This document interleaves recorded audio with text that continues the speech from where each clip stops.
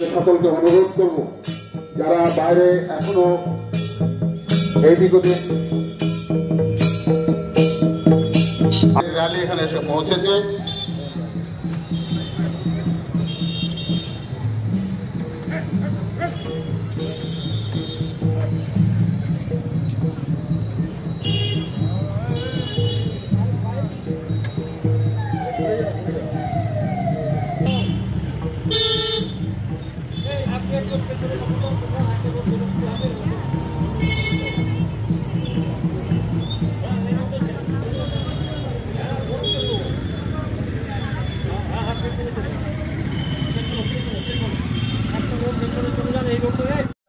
এইটা অত্যন্ত বেদনাদায়ক।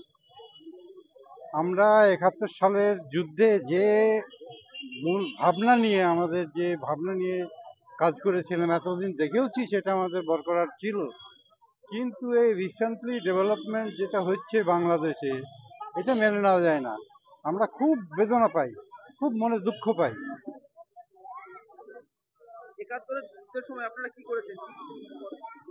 আমি মুখ্যত ছিলাম ওয়েস্টার্ন সেক্টরে, এবং ভয়ঙ্কর যুদ্ধটা ওয়েস্টার্ন সেক্টরেই হয়েছিল, বাংলাদেশকে কেন্দ্র করেই। তো আমি সেই সময় কোর অফ সিগন্যালসের মানুষ। আমাদের মূল কাজ ছিল কমিউনিকেশন প্রোভাইড করা। দুশ্মনদের মেন টার্গেট কিন্তু কমিউনিকেশনই হয়। আমি সেই সময় পোস্টেড ছিলাম এয়ার ডিফেন্স ব্রিগেডে। যে সমস্ত এয়ারক্রাফট পাকিস্তান থেকে আসতো, অনেকগুলোকে নামানো হয়েছে গুলি করে। সেই সময় সে সমস্ত পুরানো আমলের গানগুলো ছিল, যেগুলো এখন অবসলুট, L60 L70 গান, ওইগুলো ব্যবহার করতো। খবরটা কিন্তু আমরাই দিতাম।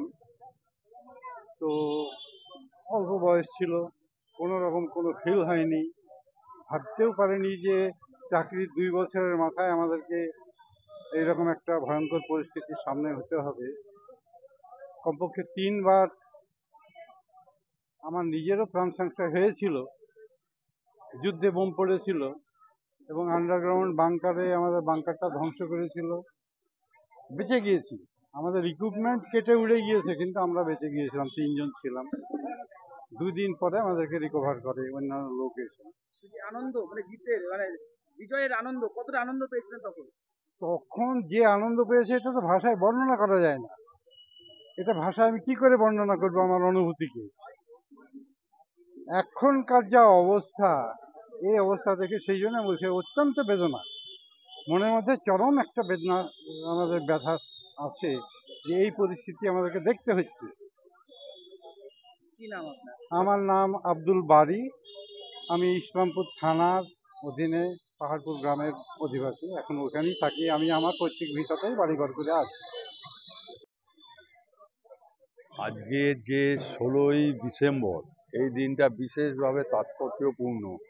কারণ আজকের এই দিনে 1971 সালের 16ই ডিসেম্বর বাংলাদেশের যে যুদ্ধ হয়েছিল, এবং সেখানে যে ভারতবর্ষের সক্রিয় ভূমিকা, এবং এই মুক্তিযুদ্ধর ফলে বাংলাদেশ স্বাধীনতা প্রাপ্ত হয়েছিল।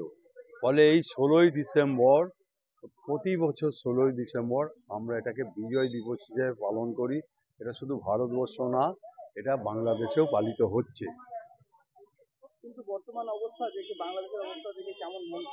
দেখুন, বর্তমান বাংলাদেশে যে অস্থিরতা, তার সাথে বিজয় দিবস পালনের কোনো সম্পর্ক নেই।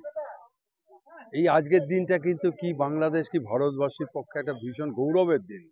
এর জন্য যে আপাত যে রাজনৈতিক অস্থিরতা, সেটা আমার মনে হয় না আজকে বিজয় উৎসব পালনে কোনো ব্যাহত সৃষ্টি করতে পারবে।